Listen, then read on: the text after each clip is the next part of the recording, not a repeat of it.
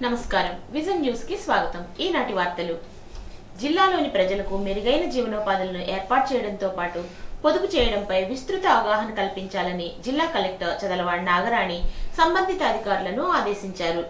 శుక్రవారం collector camp కార్యాలయం నందు ఇటీవల అమరావతిలో జరిగిన ముఖ్యమంత్రి కలెక్టర్ కాన్ఫరెన్స్ లో జిల్లాకు సంబంధించి ప్రస్తావించిన అంశాలపై జిల్లా అధికారులకు ఆమె దిశానిర్దేశం చేశారు।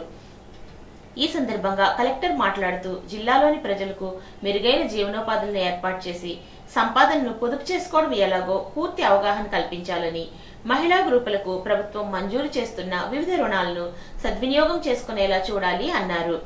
కొంతమంది భవిష్యత్తు అవగాహన లేక పొందిన రుణాలతో విలాసవంతమైన వస్తువులను కొనడం, వాటిని తీర్చడానికి మళ్లీ అప్పులను చేయడం జరుగుతుంది అన్నారు। ఇంట్లో ఏదైనా కార్యక్రమం చేస్తున్నప్పుడు ఆడంబరాలకు పోకుండా ఖర్చు చేయడం అలవాటు చేసుకుంటే పొదుపు వలన భవిష్యత్తు ఉన్నతంగా ఉంటుందని వ్యాఖ్యానించారు। పిల్లలకు ఉన్నతమైన చదువులు చదివించాలని ఎక్కువ డబ్బును ఫీజుల రూపేణా చెల్లించి ఇబ్బందులను ఎదుర్కొంటున్నారని, ఇంజనీరింగ్ వంటి కోర్సుల కన్నా ఐటీఐ, పాలిటెక్నిక్ వంటి కోర్సులు తక్కువ ఖర్చుతో పూర్తయి ఉద్యోగ అవకాశాలు 100% ఉంటాయని పేర్కొన్నారు। ఈ యొక్క కార్యక్రమంలో joint collector Rahul Kumar Reddy, DRO, DRD, APDS, DEO Z Venkateswararao తదితర అధికారులు పాల్గొన్నారు। భీమవరం బైపాస్ ప్రాజెక్టులకు సంబంధించి నేషనల్ హైవేస్ అధికారులతో కేంద్ర మంత్రి నర్సాపురం ఎంపీ శ్రీనివాస్ వర్మ సమీక్ష జరిపారు। NH-165 పశ్చిమ గోదావరి జిల్లా ప్రజలకు వేగవంతమైన, సురక్షితమైన రోడ్డు కనెక్టివిటీ అందిస్తుంది అన్నారు। అనేక ప్రధాన పట్టణాలు, నగరాలు, గ్రామాలను కలుపుతుందన్నారు। NH-165 ఆకువీడి నుండి దిగుమర్రి వరకు భీమవరం బైపాస్ ప్రాజెక్టులకు సంబంధించి నేషనల్ హైవేస్ అధికారులతో మాట్లాడారు। మనం గతంలో ఏదైతే నర్సాపూర్ పార్లమెంట్లో మన జిల్లాలో 3 రైల్వే స్టేషన్ల ఏదైతే కేంద్ర ప్రభుత్వం చేపట్టిన అమృత్ భారత్ స్టేషన్స్ ఉన్నాయో, అమృత్ భారత్ స్టేషన్స్ ఏవైతే ఉన్నాయో మన పార్లమెంట్లో భీమవరం, నర్సాపురం, తాడేపల్లిగూడానికి పెద్ద ఎత్తున కేంద్ర ప్రభుత్వం నిధులు మంజూరు చేయడం జరిగింది। వాటి పనులు చురుకుగా కొనసాగుతున్నాయనేటువంటి విషయాన్ని మీ అందరికీ కూడా తెలియజేస్తున్నాం। నిన్ననే రైల్వేలో రివ్యూ జరిగింది। దాదాపు భీమవరం స్టేషన్లో 50% పనులు పూర్తయ్యాయి। ఇంకా అదనంగా కూడా ఏమైనా రిక్వైర్మెంట్స్ ఉంటే భీమవరానికి స్టేషన్కి మరింత వేళ డిస్ట్రిక్ట్ హెడ్ క్వార్టర్ ఒత్తిడి ఉంటుంది, దాని మీద కూడా చర్చించడం జరిగింది। అదేవిధంగా ఈ ప్రాంతానికి కాదు, దేశంలో అన్ని చోట్ల కూడా ఒక పాలసీ డెసిషన్ ఏదైతే కరోనాలో కొన్ని రైల్స్ ఆపేయడం జరిగింది, అంటే కరోనా అనంతరం కూడా హాల్స్ చాలా చోట తీసివేశారు। అయితే కరోనా సందర్భంగా తర్వాత కూడా చాలా చోట ఆ హాల్స్ ఏవైతే ఉన్నాయో అవి పునరుద్ధరించబడలేదు। కొన్ని చోట్ల ప్రయాణికులు ఇబ్బంది పడుతున్నటువంటి పరిస్థితి మనందరికీ కూడా కనపడతాం। రైల్వేకి సంబంధించి కొన్ని కీలకమైనటువంటి ప్రతిపాదనలు నేను అనేకసార్లు డిఆర్ఎం స్థాయిలో, జెడ్ఎం స్థాయిలో హైదరాబాద్లో రైల్వే మంత్రి గారిని కలిశాను। అనేక ప్రపోజల్స్ అలాగే హాల్స్ మీద విజ్ఞాపనలు ఇవ్వడం జరిగింది। ఇవన్నీ కూడా దాదాపుగా ఒక కొలిక్కి వచ్చేటువంటి దశలో ఆంధ్ర రాష్ట్ర మాజీ బీజేపీ అధ్యక్షులు, ఇటీవల ఎమ్మెల్సీగా ఎన్నికైన సోము వీర్రాజు కేంద్ర సహాయ మంత్రి శ్రీనివాస్ వర్మ ఢిల్లీలో ప్రధాని నరేంద్ర మోడీని కలిశారు। ఈ భేటీలో రాష్ట్రంలో జరుగుతున్న పలు అభివృద్ధి కార్యక్రమాలు, రాష్ట్ర ప్రస్తుత రాజకీయ పరిస్థితులు చర్చకు వచ్చాయి। ఆంధ్ర రాష్ట్ర వైద్య ఆరోగ్య శాఖ మంత్రి సత్యకుమార్ యాదవ్ కూడా ఈ కార్యక్రమంలో పాల్గొన్నారు। ఇక భీమవరంలో ఎటు చూసినా సీసీ రోడ్లే కనిపిస్తాయని రాష్ట్ర public accounts committee chairman, MLA Pulaparthi Ramanjaneyulu అన్నారు। శుక్రవారం భీమవరంలోని పలు వార్డుల్లో సుమారు 2,58,00,000తో నిర్మించిన సీసీ రోడ్లను ఎమ్మెల్యే అంజిబాబు, రాజ్యసభ మాజీ సభ్యురాలు తోట సీతారామలక్ష్మి ప్రారంభించారు।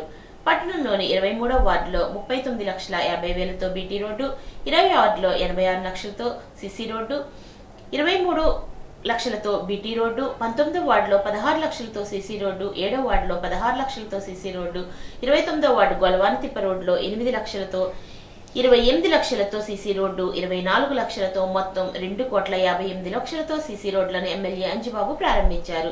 భీమవరం నియోజకవర్గం ఎంతో శరవేగంగా అభివృద్ధి చెందుతుందని, అభివృద్ధితో కళకళలాడుతుందని అన్నారు.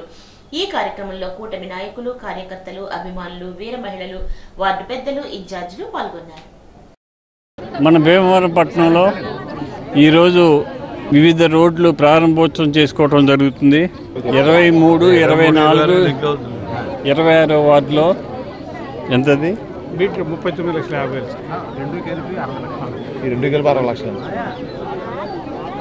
39,50,000 రూపాయలతోటి బీటీ రోడ్డు ప్రారంభోత్సవం చేసుకోవడం జరిగింది. అలాగే సెంట్ యాన్స్ స్కూల్ దగ్గర నుంచి గంగానమ్మ గుడి వరకు 84 లక్షల రూపాయలతోటి సీసీ రోడ్డు ప్రారంభించుకోవడం జరుగుతుంది. ఈ రోడ్డు చాలా ఉపయోగకరమైన రోడ్డు. ఈ స్కూల్ ఉండటం ఒకటి, ఈ ప్రాంతవాసులందరికీ కూడా శాశ్వత పరిష్కారం చేయాలనే ఆలోచన చేసి సీసీ రోడ్డు శాంక్షన్ చేశాం. ఈ సీసీ రోడ్డు శాంక్షన్ వల్ల ఈ ప్రాంతవాసులకి 20 సంవత్సరాల వరకు రోడ్డు ఇబ్బంది లేకుండా ఉంటుంది. ఈ రోడ్డు ఈరోజు ప్రారంభించడం జరిగింది.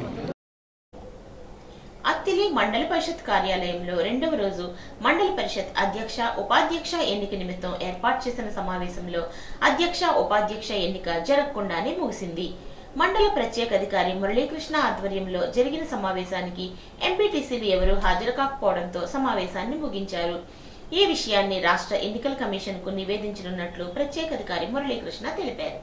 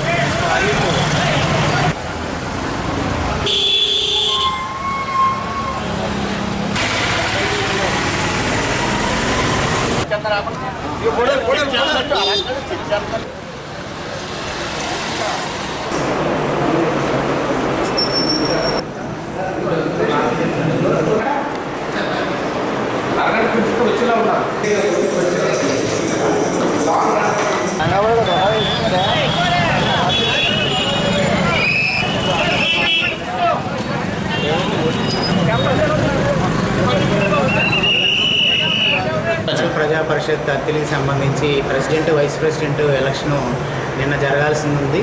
కానీ నిన్న ఎంపీటీసీ సభ్యుడు ఎవరూ హాజరు కానందున, కోరం లేనందున ఈ రోజుకి ఎన్నికల నిబంధనల మేరకు వాయిదా వేయబడింది. ఈరోజు కూడా 12 గంటల వరకు కూడా ఎంపీటీసీ సభ్యులు ఎవరు కూడా హాజరు కానందున మరి ఈరోజు జరగవలసినటువంటి ఎన్నిక కార్యక్రమాన్ని వాయిదా వేయడం జరిగింది. దీన్ని స్టేట్ ఎలక్షన్ కమిషన్ వారికి నివేదించి తదుపరి తేదీ వరకు నివేదించబడింది.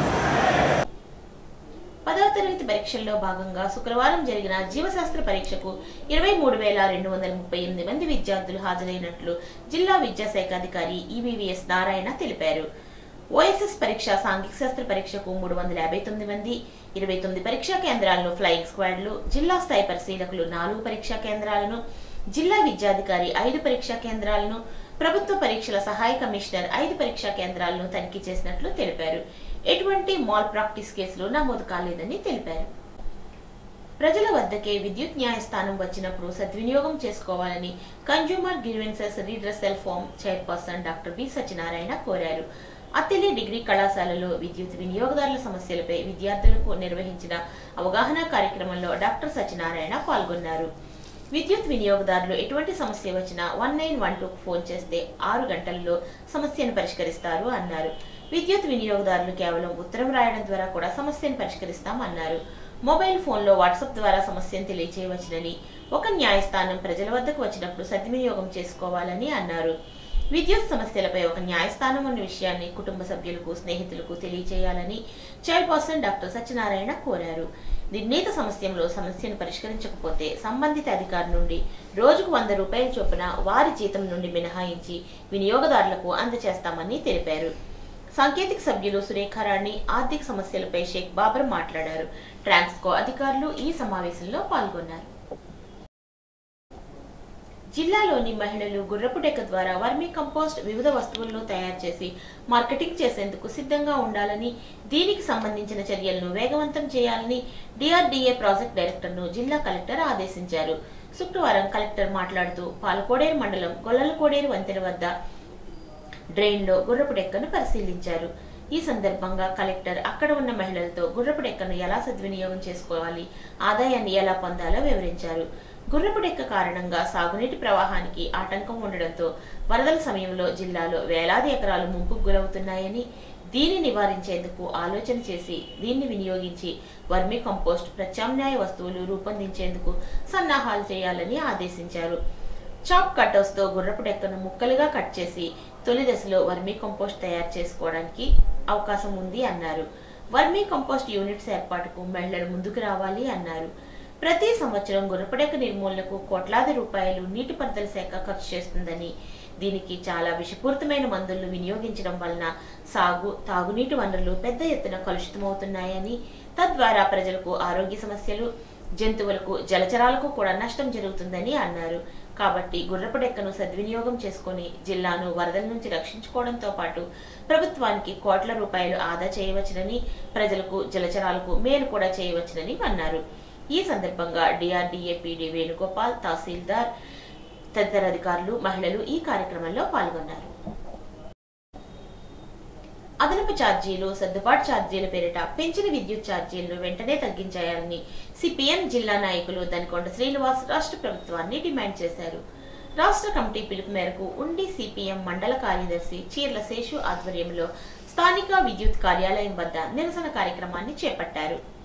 ఈ కార్యక్రమంలో పాల్గొన్న శ్రీనివాస్ మాట్లాడుతూ, నాటి ప్రతిపక్ష నేత, నేటి ముఖ్యమంత్రి చంద్రబాబు ఎన్నికల ప్రచారంలో భాగంగా కూటమి అధికారంలోకి వస్తే విద్యుత్ ఛార్జీలను నియంత్రిస్తామని హామీ ఇచ్చి ఆ హామీను ఎన్నికల తర్వాత తుంగలో తొక్కారని విమర్శించారు. అదనపు ఛార్జీలు, సర్దుబాటు ఛార్జీల పేరిట 2022-23 సంవత్సరాల విద్యుత్ బిల్లులను నేటి బిల్లులతో కలిపి రెట్టింపు బిల్లులు వసూలు చేయడం దుర్మార్గం అన్నారు.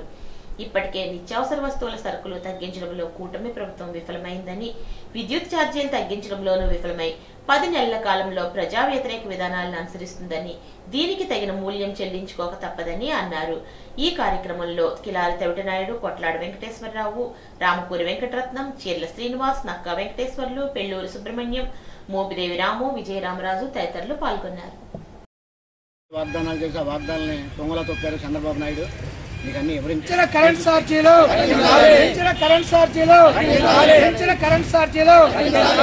రద్దు చేయాలి. అదనపు ఛార్జీలు, సర్దుబాటు ఛార్జీలు. పార్టీ రాష్ట్ర కమిటీ పిలుపులో భాగంగా ఉండే విద్యుత్ సబ్స్టేషన్ వద్ద సిపిఎం పార్టీ మండల కమిటీ ఆధ్వర్యంలో ఈరోజు ధర్నా కార్యక్రమాన్ని నిర్వహిస్తా ఉన్నాం. ఏదైతే రాష్ట్ర ప్రభుత్వం ఎన్నికల ముందు కరెంట్ ఛార్జీలు పెంచబోవని ఆనాటి ప్రతిపక్ష నాయకుడిగా ఉన్నటువంటి, ఈరోజు ముఖ్యమంత్రిగా ఉన్నటువంటి చంద్రబాబు నాయుడు గారు మన ఉండే బహిరంగ సభలో కూడా ప్రకటించారు. మాకు అధికారం వస్తే కరెంట్ ఛార్జీలు పెంచమని. ఈరోజు అధికారం వచ్చినటువంటి 9 నెలల కాలంలో 15,350 కోట్ల రూపాయలు విద్యుత్ ఛార్జీలు పెంచి, కరెంట్ ఛార్జీలు పెంచి ప్రజల మీద భారం మోపింది ఈ కూటమి ప్రభుత్వం. సర్దుబాటు ఛార్జీలు, అదనపు ఛార్జీల పేరుతోటి ఈరోజు ప్రజలు వాడిన కరెంటు కాకుండా గతంలో వాడిన కరెంటుకి కూడా ఈరోజు బిల్లులు వసూలు చేస్తున్నారు. గతంలో వాడిన కరెంటుకి ఒక యూనిట్కి 83 పైసలు చొప్పున వసూలు చేస్తూ ఉన్నారు. ఈ విధానాన్ని ఈ కూటమి ప్రభుత్వం వెంటనే ఉపసంహరించుకోవాలని, అదనపు ఛార్జీలు, సర్దుబాటు ఛార్జీలు రద్దు చేయాలని, పెంచిన కరెంట్ ఛార్జీలు తగ్గించాలని, స్మార్ట్ మీటర్ల బిగింపు తక్షణమే ఉపసంహరించుకోవాలని, ప్రజలపై కరెంట్ ఛార్జీలు భారాలు మోపకుండా ఏదైతే మీరు ఇచ్చినటువంటి వాగ్దానం ఉందో కరెంట్ ఛార్జీలు పెంచబోము, తగ్గిస్తామని చెప్పారు, ఆ వాగ్దానాన్ని అమలు చేయాలని ఈ కూటమి ప్రభుత్వాన్ని సిపిఎం పార్టీగా మేము డిమాండ్ చేస్తా ఉన్నాం. అత్తిలి మండల పరిషత్ అధ్యక్ష ఉపాధ్యక్ష ఎన్నిక వాయిదా పడ్డంపై మాజీ మంత్రి కారుమూరి తణుకు శాసనసభ్యుడు ఆర్మిల్లి రాధాకృష్ణను విమర్శించడం తగదని మండల టీడీపీ అధ్యక్షుడు ఆనాల ఆదినారాయణరావు అన్నారు. అత్తిలిలోని పార్టీ కార్యాలయం వద్ద ఏర్పాటు చేసిన సమావేశంలో ఆయన మాట్లాడుతూ టీడీఆర్ కుంభకోణానికి పాత్రధారి కారుమూరి విమర్శించడం తగదు అన్నారు. గతంలో టీడీపీకి చెందిన ఎంపీపీ ఆల్తి పాపాయమ్మను అప్రజాస్వామికంగా టీడీపీ ఎంపీటీసీలను ప్రలోభపరుచుకొని రంభ సుజాత ఎన్నిక కావడాన్ని ప్రజలు జీర్ణించుకోలేకపోతున్నారు అన్నారు. అందుకే ఆమెను మరోసారి ఎంపీగా ఉండడానికి వీల్లేదంటూ ప్రజలు ఆగ్రహాన్ని వ్యక్తం చేశారు అన్నారు. తమ పార్టీకి చెందిన ఎంపీటీసీలను బెదిరించారని, వారు ఎక్కడ ఉన్నారని ప్రజలు ప్రశ్నించారు అన్నారు. దీనిని ఎమ్మెల్యేపై నెపం నెట్టడం తగదని అన్నారు.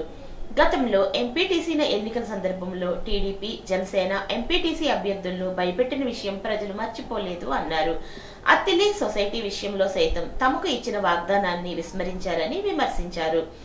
అత్యధిక మెజార్టీతో గెలిచిన ఆర్మిల్లిని విమర్శించే అర్హత కారుమూరికి లేదని ఏఎంసీ మాజీ చైర్మన్లు దాసం బాబ్జీ, పోలిశెట్టి చంటి, ఆల్తి సత్యనారాయణ, నల్లూరి సురేష్, పూతినేని శ్రీనివాస్ తదితరులు ఈ కార్యక్రమంలో అన్నారు.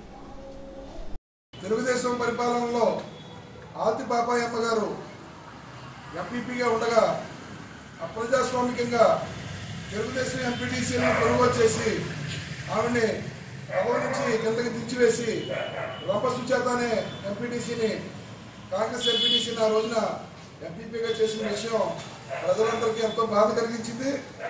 ఈ రోజున అదే రంభ సుజాత గారిని మళ్ళా ఎంపీపీగా చేయడాన్ని ప్రజలు ఒప్పుకోకుండా ఆవిడ మాకు వద్దని చెప్పి ఈ రోజున కారుమూరి ఇంటికి ప్రజలు ఆగ్రహావేశాలతో వెళ్లి నిరసన వ్యక్తం చేయడం జరిగింది. ప్రజాగ్రహానికి గురైన కారుమూరి జరిగిన విషయాన్ని, ప్రజలు అడిగిన ప్రశ్నలకి సమాధానం చెప్పలేక నిశ్చేష్టుడైన ఇంటి ముందు కుర్చీలో కూర్చున్న విషయం ప్రజలందరూ కూడా చూశారు. ఆయన దాన్ని కప్పిపుచ్చుకుంటూ ఎంపీటీసీని రానివ్వలేదు, వెళ్ళనివ్వలేదని చెప్పి చెప్పడం ఎంతమాత్రం సరికాదు. ఎంపీటీసీల విషయంలో అన్యాయం ఏదైనా జరిగిందంటే మాకు జరిగింది. తెలుగుదేశం ఎంపీటీసీలని భయభ్రాంతులకు గురి చేసి బెదిరించి తీసుకెళ్లిపోయిన ఈ కారుమూరి గారు మా ఎంపీటీసీల విషయం, మా ఎంపీటీసీలు ఎక్కడున్నారు, మా ఎంపీటీసీలు మాకు కావాలని చెప్పి మేము అడగడానికి మేము వెళ్ళాం. ప్రజాగ్రహానికి గురై సమావేశానికి వెళ్ళలేక ఇవాళ ఇదంతా కూడా రాధాకృష్ణ గారిదే అని చెప్పి ఆయన మీద నెపం వేయడం సరికాదని చెప్పి తెలియజేసుకుంటూ ప్రజలు ఎవరిని కోరుకున్నారో, ఎవరిని వద్దని తిరస్కరించారో అంతా పోజేస్తే 8 నెలలు 9 నెలలు అయింది.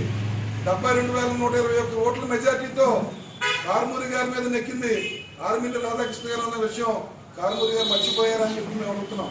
ఆర్మిల్లి రాధాకృష్ణ గారు అభివృద్ధి కోసం తప్పించే వ్యక్తి, సంక్షేమం కోసం పాటుపడే వ్యక్తి, ప్రజలు కోరుకున్న వ్యక్తి. గతంలో జరిగిన ఎంపీపీ ఎన్నికల్లో కూడా తెలుగుదేశం తరఫున పోటీ చేసిన అభ్యర్థుల్ని, జనసేన తరఫున పోటీ చేసిన అభ్యర్థుల్ని మీరు భయపెట్టి మీరు విత్డ్రా చేయించిన విషయాలు వాస్తవం కాదా అని చెప్పేసి అడుగుతున్నాం. మీరు చేసిన దుశ్చర్యల్లో భాగం అత్తిలి సొసైటీ విషయంలో కూడా మీరు ఒకసారి అత్తిలి చూసుకోవాలి. ఇదే విధంగా మండల పరిషత్ని ఎలాగైతే మీరు 2.5 సంవత్సరాలు ఒకరికి 2.5 సంవత్సరాలు ఒకరికి మీరు కేటాయించారో, అత్తిలి సొసైటీ విషయంలో కూడా 2.5 సంవత్సరాలు మేము చేస్తాం, 2.5 సంవత్సరాలు మీరు చేయండి అని చెప్పి ఆ రోజున మాకు మాయ మాటలు చెప్పి మీరు చేసిన దుర్మార్గాలు, దుశ్చర్యలు ప్రజలు కానీ మేము కానీ మర్చిపోలేదు.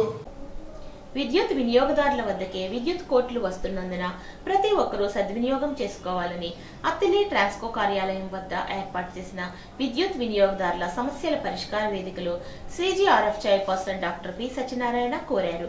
అత్తిలిలో జరిగినటువంటి వేదిక వద్దకు 7 ఫిర్యాదులు అందజేశారు. ఒక వ్యక్తి ఆధార్ కార్డుపై మరొకరు విద్యుత్ సదుపాయం పొందిన ఫిర్యాదు కూడా వచ్చిందని అన్నారు. తమ కోర్టుకు గత సంవత్సరం 567 ఫిర్యాదులు వచ్చాయని, 2 నెలల్లో 300 ఫిర్యాదులు వచ్చాయని, తమ పరిధిలో గల 11 జిల్లాల్లో 108 కేసులకు నష్టపరిహారంగా 14,36,901 రూపాయలు అందజేశామని అన్నారు. విద్యుత్ ప్రమాదాలు జరిగినప్పుడు బాధితులకు న్యాయం చేస్తామని, ఏ సమస్య అయినా 2 సంవత్సరాల్లోపు తెలియజేయాలని, ఏ కోర్టులో కేసు లేకుండా ఉండాలని కార్యక్రమంలో సభ్యులు బి సురేఖరాణి, షేక్ బాబా, ట్రాన్స్కో అధికారులు పాల్గొన్నారు.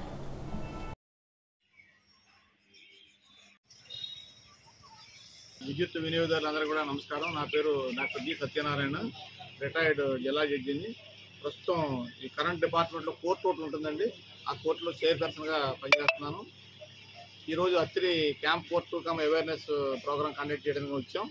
నాతో పాటు డిపార్ట్మెంట్కి సంబంధించినటువంటి డిప్యూటేషన్ వచ్చినటువంటి మెంబరు ఫైనాన్స్ గారు బాబర్ గారు ఉన్నారు, తర్వాత మురళీకృష్ణ గారు ఇండిపెండెంట్ మెంబర్ ఉన్నారు. మేము ముగ్గురం కూడా విశాఖపట్నం నుంచి మా సిబ్బందితో ఇక్కడ వచ్చి అత్తిరి వచ్చి ఈరోజు ఇక్కడ క్యాంప్ కోర్టు కండక్ట్ చేసాం. ఈరోజు 7 కంప్లైంట్స్ నుంచి వచ్చినాయి. రైతులకు సంబంధించినటువంటి పౌల్ట్రీ ఫార్మ్ సంబంధించినటువంటి బిల్లు ఎక్కువ వచ్చేసినాయి, ఓల్టేజ్ ప్రాబ్లమ్ ఇవన్నీ కూడా వచ్చినాయి. సో మేము ముఖ్యంగా వచ్చిన ఉద్దేశం ఏంటంటే కరెంటు సంబంధించిన కోర్టు ఉందనేటువంటి విషయం చాలామందికి తెలియదు కాబట్టి ఆ విషయం తెలియజేయాలనే ఉద్దేశంతో మేము ఈ యొక్క అత్తిరి గ్రామం రావడం జరిగింది. ఇక్కడికి వచ్చే ముందు సబ్స్టేషన్ ద్వారా ఉన్న ప్రస్తుతం మేము వచ్చే ముందు అక్కడ అత్తిరి కాలేజీ ఎస్పీఆర్ఆర్ కాలేజీ దగ్గరికి వెళ్ళి స్టూడెంట్స్కి అవగాహన సదస్సు కండక్ట్ చేయడం జరిగింది. స్టూడెంట్స్ ద్వారా ప్రజల్లోకి ఈ యొక్క విషయం తెలియజేయాలనే ఉద్దేశంతో మేము ఆ కాలేజీలో ఉన్న స్టూడెంట్స్ కూడా అడ్రస్ చేసాం. ముఖ్యంగా ఏంటంటే ఏదైనా కరెంటు ప్రాబ్లం వచ్చినప్పుడు వినియోగదారులు ఏం చేయాలంటే 1912 1912కి టోల్ ఫ్రీ నెంబర్కి కాల్ చేసి వాళ్ళ యొక్క సమస్యను చెప్పుకోవాలి. వాళ్ళు కాల్ సెంటర్కి పంపించిన తర్వాత ఆ యొక్క డిపార్ట్మెంట్ వాళ్ళు వచ్చి ఆ ప్రాబ్లం సాల్వ్ చేస్తారు. ఒకవేళ కనుక వాళ్ళు సాల్వ్ చేయకపోయినట్లయితే మాకు ఉత్తరం రూపంలో కానీ వాట్సాప్ ద్వారా కానీ మెయిల్ ద్వారా కానీ ఆన్లైన్లో కానీ ఏదో రకంగా స్వయంగా కానీ వచ్చి మాకు కంప్లైంట్ రాతపూర్వకం ఇచ్చినట్లయితే ఆ యొక్క విషయాలను మేము పరిశీలన చేసి విచారణ చేసి ఒక కోర్టు ఏ మాదిరిగా చేస్తాం అంతా కూడా ఆ ప్రక్రియ చేస్తూ 60 రోజుల్లో కేసు రిజిస్ట్రేషన్ చేసిన 60 రోజుల్లో తీర్పు అనేది చెప్తూ ఆ యొక్క కాపీని కూడా మేము కన్జ్యూమర్కి ఇంటికి ఫ్రీగా పంపించడం జరుగుతుంది. మా అడ్రస్ ఏమిటంటే chairperson consumer grievance redressal forum APPDCL Seethammadhara Visakhapatnam. Pamphlet కూడా మీకు తెలియజేయడం జరుగుతుంది. అయితే ఇలాగ కేసులు అనేటువంటివి మా దాకా వస్తుంటాయి. లాస్ట్ ఇయర్ తీసుకున్నట్టయితే ఇంచుమించు 567 కేసులు వచ్చినాయి. అంతకుముందు ఏమో 23లోనేమో 536 కేసులు వచ్చినాయి. ఈ యొక్క జనవరి ఫిబ్రవరి మార్చిలో ఇంచుమించు 300 కేసులు ఇంచుమించు వచ్చి ఉండొచ్చు. నిన్న మేము ఏలూరు పెదపాడు దగ్గరికి వెళ్ళిన ఇంచుమించు 29 కంప్లైంట్లు వచ్చినాయి. ఈరోజు 7 కంప్లైంట్లు వచ్చినాయి. సో ఇలా మేము క్యాంప్ కోర్టు కండక్ట్ చేసి ప్రతి జిల్లా కూడా ఏదో కార్నర్లో ప్రతి నెల కూడా టచ్ చేస్తూ ఉంటాం. ఈ చుట్టుపక్కల తీసుకున్నట్టయితే అత్తిలి వచ్చాం, ఈరోజు ఇక్కడ వచ్చాం. కానీ చుట్టుపక్కల మనం తణుకు కండక్ట్ చేసాం, నిడదోలు కండక్ట్ చేసాం, వీరవాసరం కండక్ట్ చేసాం, మన పాలకొల కండక్ట్ చేసాం, తర్వాత తిరుమండ్ర ఇవన్నీ కూడా ఏరియాలన్నీ కూడా మేము ఈ యొక్క క్యాంప్ కోర్టు కండక్ట్ చేయడం జరిగింది. అయితే ఇక్కడ ముఖ్యంగా ఏంటంటే ఈ యొక్క క్యాంప్ కోర్టు పెట్టే ఉద్దేశం ఏంటంటే ప్రజల దగ్గరికే న్యాయస్థానాలు అనేటువంటి స్లోగన్ అన్నమాట. ప్రజల వద్ద పాలన ఎలాగైతే ఉందో న్యాయస్థానాలు కూడా వచ్చి న్యాయం చేసేటువంటి పరిస్థితి ఈరోజు మనకి ప్రజాస్వామ్య దేశంలో ఉంది కాబట్టి ఈ విషయాలు తెలియజేస్తున్నాం. మా యొక్క జ్యూరిస్డిక్షన్ ఏంటంటే శ్రీకాకుళం నుంచి ఏలూరు వరకు కూడా ఉంటుంది. అంటే గతంలో 5 జిల్లాలు ఇప్పుడు 11 జిల్లాలు అయినట్టున్నాయి. సో ఈ 11 జిల్లాల్లో కూడా మేము ఇంచుమించు అన్ని క్యాంప్ కోర్టు కండక్ట్ చేయడం జరుగుతుంది. 1/2019 సర్క్యులర్ను పూర్తిగా అమలుపరచాలని, ఈ సర్క్యులర్ ప్రకారమే ఏపీపీటీడీ నందు విధి విధానాలు ఉండాలని కోరుతూ national Mazdoor union association zonal committee పిలుపు మేరకు తణుకు డిపో గ్యారేజ్ గేట్ వద్ద గేట్ మీటింగ్ కార్యక్రమం నిర్వహించారు. ఈ కార్యక్రమానికి Tanuku depot NMUA president Sarde Yesubabu అధ్యక్షత వహించారు. Tanuku depot NMUA committee joint secretary Subhashini, joint secretary TS Rao, assistant secretary PS Raju, public secretary KD Prasad, treasurer SV Rao, committee సభ్యులు ఈ కార్యక్రమంలో పాల్గొన్నారు. తణుకు బార్ అసోసియేషన్ కు జరిగిన ఎన్నికల్లో అధ్యక్షునిగా సూరంపూడి కామేష్ 3వసారి ఎన్నికై హ్యాట్రిక్ సాధించారు. ఉపాధ్యక్షునిగా కలిదిండి పద్మావతి, ప్రధాన కార్యదర్శిగా చోడే గోపీకృష్ణ, సంయుక్త కార్యదర్శిగా పోట్ల సురేష్, కోశాధికారిగా ఎం మృత్యుంజయరావు, లైబ్రరీ కార్యదర్శిగా హెచ్ నాగార్జున దాస్, క్రీడా మరియు సాంస్కృతిక కార్యదర్శిగా కత్తుల జష్పాల్, మహిళా ప్రతినిధిగా షేక్ మోతి ఎన్నికయ్యారు. ఎన్నికల అధికారిగా గుడిమెట్ల వీర్రెడ్డి, అంబేద్కర్, వెంకట సత్యనారాయణ, జిఎస్వివి ప్రసాద్, కామన మునిస్వామి సహాయ కార్యదర్శులుగా వ్యవహరించారు.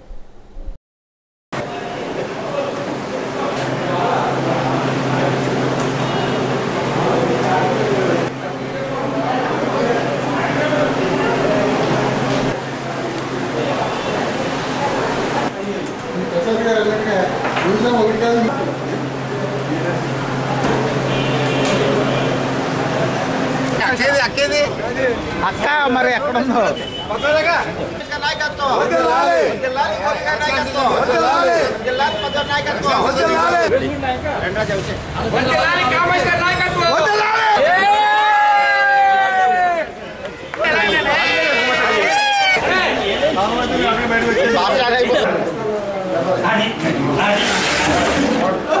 ఓకేనా?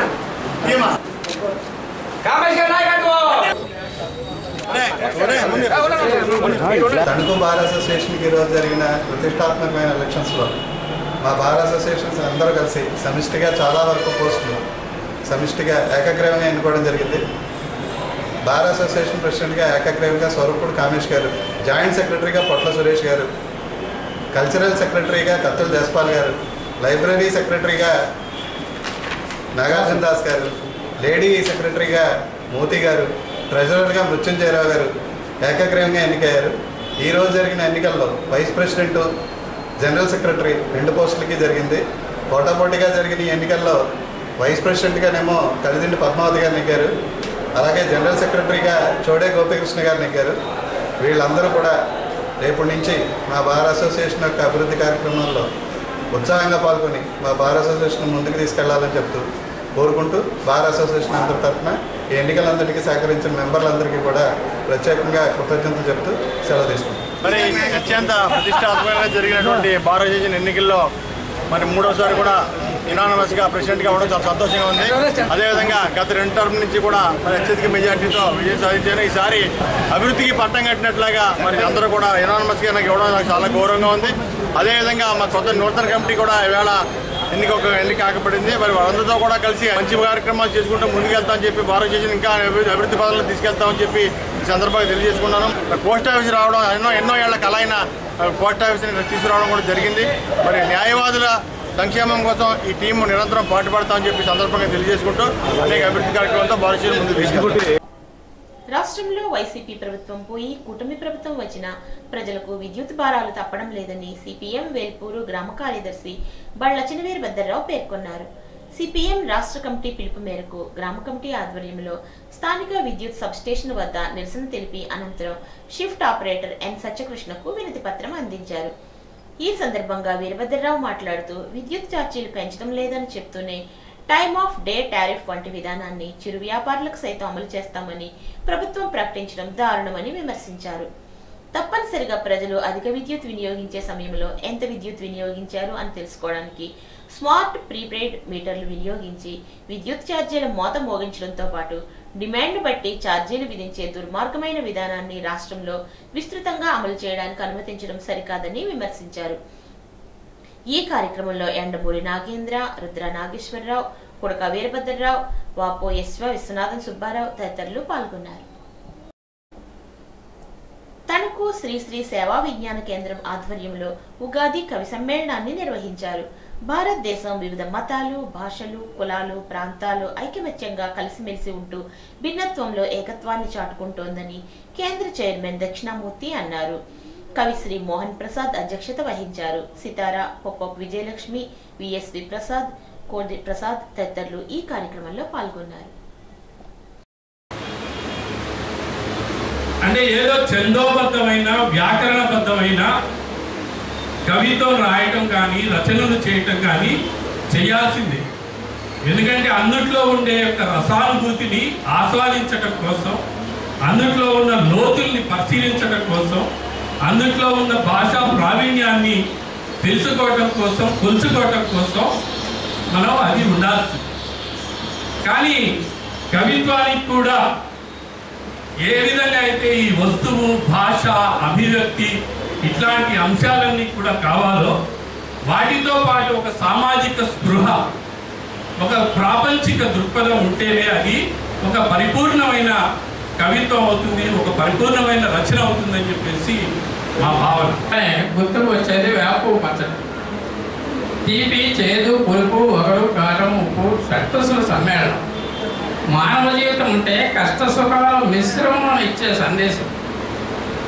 ఆ పైవాడు ఎవరికి ఏది ఎంత ఇవ్వాలో అంతే ఇస్తాడు. అదే స్వీకరించి అనుభవించాలి. అదే జీవిత ప్రమాణం అని చెప్పేది ఈ పచ్చడి. వేపపు పచ్చడి ప్రకృతి ప్రసాదం.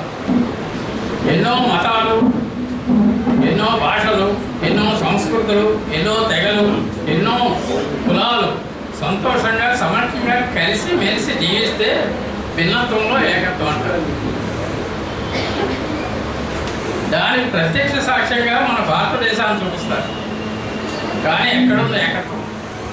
దూరపు కొండలు నునుపులా కనిపిస్తాయి. దూరపు కొండలు నునుపులా కనిపిస్తాయి. సన్నమామనే అలాగే అనుకున్నాం. వెళ్ళి చూసాక తెలిసింది రాళ్ళు గోతులు అని. అలాంటిదే మన దేశంలో ఏకత్వం. ఈ వార్తలకు స్వల్ప విరామం.